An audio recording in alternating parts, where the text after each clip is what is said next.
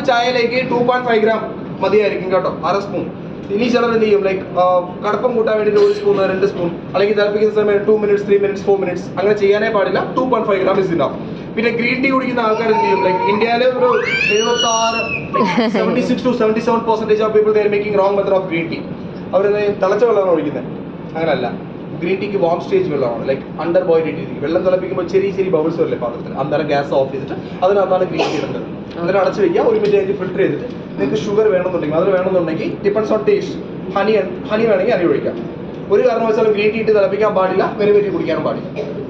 ഒരു cup green tea ആകുമ്പോഴത്തേക്കും 1.5 gram, ഒരു പിഞ്ച് മതിയായിരിക്കും.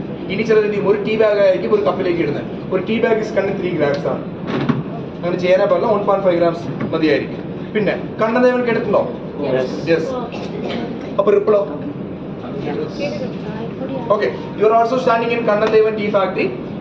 So you don't know, you are also using our same products because we have 22 different brands. Ripple, Kannadevan, Tata, Tetley, Unilever, Brute Bond, Three Roses, Lipton, AVT. Okay, ഞങ്ങളുടെയാണ്. So South India തന്നെ biggest tea producer and exporter Kannadevan ആണ്. So ഈ Kannadevan ആരാണ് Kannadevan?